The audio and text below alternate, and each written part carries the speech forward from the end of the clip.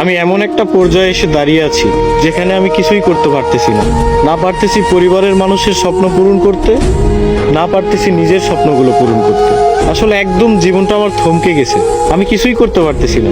কি হচ্ছে আমার জীবনের সাথে, কেন হচ্ছে, এই হিসাবগুলো আমি মিলাতে পারতেছি না। বিশ্বাস করেন ভাই, প্রচুর পরিমাণে ডিপ্রেশন কাজ করতেছে ভিতরে। আমি অনেক ডিপ্রেশনের মধ্যে আছি। আমার জীবনের সাথে কেন এগুলো হচ্ছে আমি নিজেও জানি না। তবে একটা জিনিস কি, কোনো কিছুর হিসাব আমি মিলাতে পারতেছি না। একটা সময় ডিপ্রেশন কি জিনিস জানতাম না, এখন জানতেছি। তবে একটা কথা মাথায় রাখবেন, ডিপ্রেশন বিভিন্ন ধরনের হয়। শুধুমাত্র প্রেম বিচ্ছেদের কারণেই যে মানুষ ডিপ্রেশনে ভোগে, বিষয়টা এমন না। সবচেয়ে ভয়ানক ডিপ্রেশন হচ্ছে ফ্যামিলি প্রবলেম। হ্যাঁ, এগুলো আপনারা বুঝবেন না, যারা মধ্যবিত্ত পরিবারের একমাত্র তারাই বুঝবে।